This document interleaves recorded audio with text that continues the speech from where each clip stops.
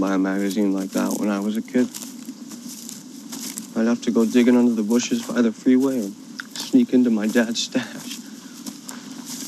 Before the internet, every girl was a lot more special. I bet you probably did the same thing. Make up little love stories for each of them. What kind of love stories? Well, her name might have been Jessie. And you'd imagine bumping into her on the street and whisking her off her feet, sign a 1-year lease together, cook dinner together, watch Netflix. Hey, something's going wrong with my boobs. What do you mean? They're going crazy.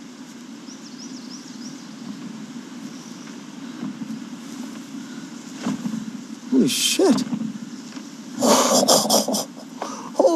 Oh no, it's stopping. Hey. What is Netflix? Shit. Well, that's normally when you go on a date. The girl, you'd take her to the theater to watch a movie. But when you're truly comfortable with someone, you stay at home and watch Netflix. Like you and Jesse, you probably stayed at home together all the time watching movies. You'd fall asleep on the couch unless you were throwing one of your awesome parties. And a few years later, you'd get married. You'd have a small wedding, nothing big, and you'd have twins, and you'd have to get a second job to pay the bills, but you wouldn't care because you'd be going camping all the time with your family, and you tell her she looks even more beautiful with gray hairs. Manny, I think my love story is bringing you back to life. Oh! Whoa! It's moving! What's happening?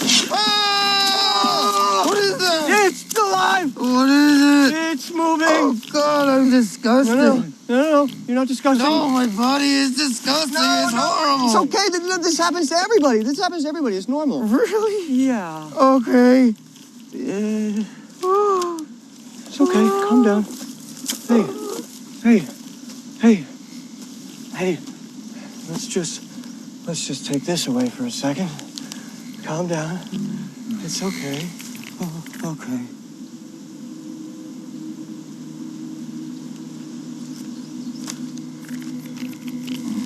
Holy shit.